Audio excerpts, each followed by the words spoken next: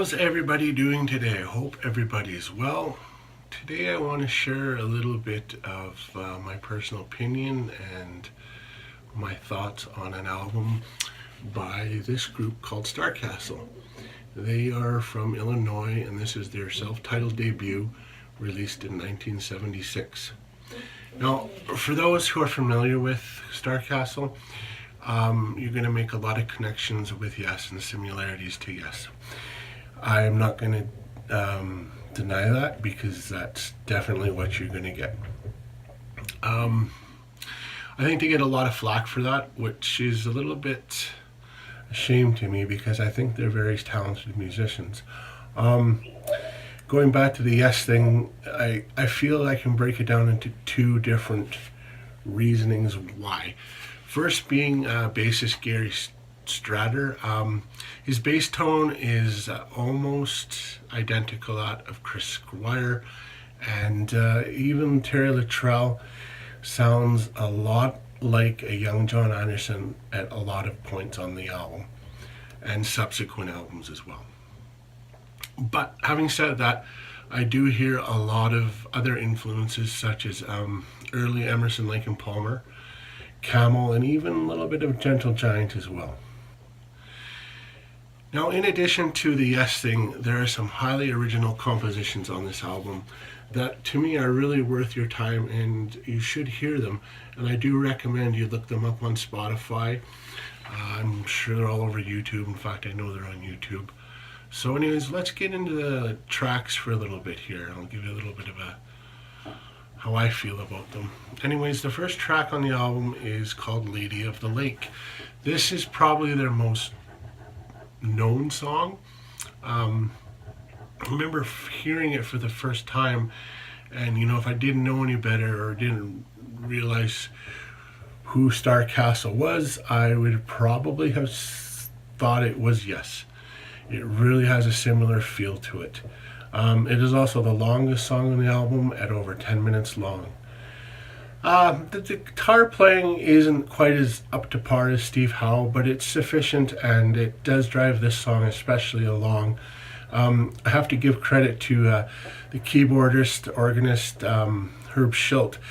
This album, on this song especially, he really sounds a lot like Keith Emerson. I get a big Keith Emerson vibe from him, even more so than like a Tony Kaye from later Yes, or even Rick Wakeman, which isn't a bad thing, but that's kind of the comparison I make.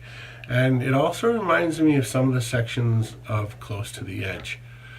And following Lady of the Lake is track 2, and this song is called Elliptical Seasons.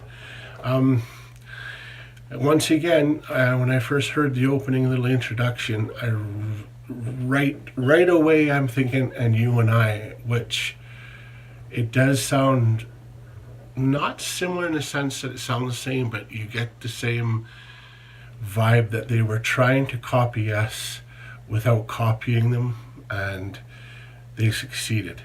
The rest of the song is more of a funk-driven little ditty, and it's actually quite good. It's probably one of the songs that you could play on the radio back then and even today, and people would think it was catchy.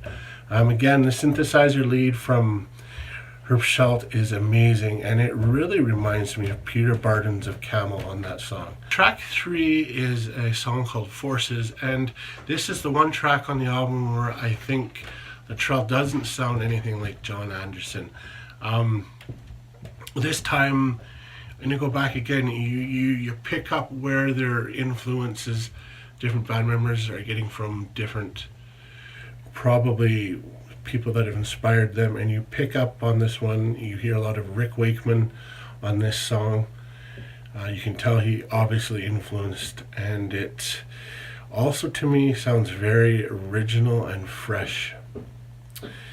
And that is the last song on side 1, so we would flip the record over, and we have a short synth-dominated instrumental, which kind of serves as an intro to the next song, which is a song called Sunfield. Now, this is probably, to me, the weakest song on the album. I find the vocals just a tad embarrassing. I don't think they maybe hashed them out as best they could, but again, that's just my opinion. They sound almost out of place, and to me, or maybe even poorly mixed. I can't really put my finger on it. And the lyrics on the song are a little bit goofy, but the music is top notch. I'll give it that. Once again, Schilt is the star on this song.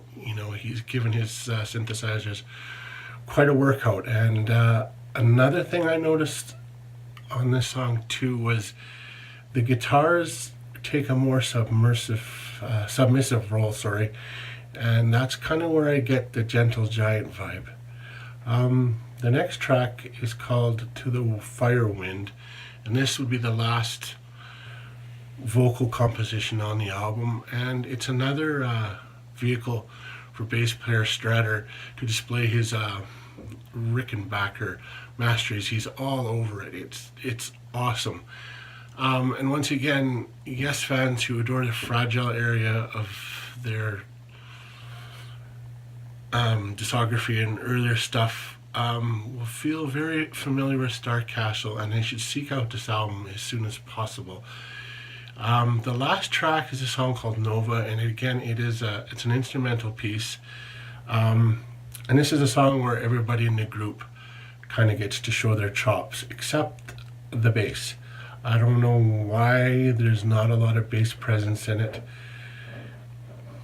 Maybe that's the way it was planned, I don't know, but it is sorely missed. That's the one negative I would have to say with Nova.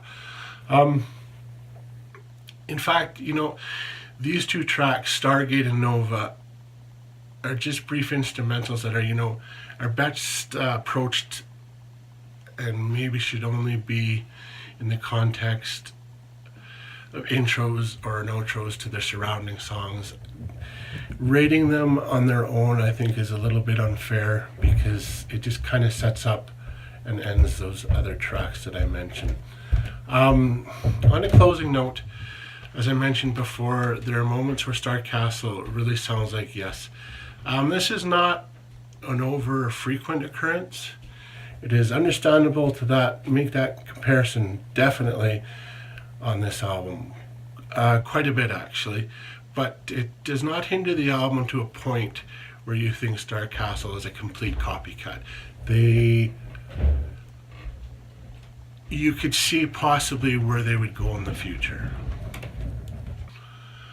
This album is a standout listen and should be recommended, especially people who are really into that early 70s prog rock.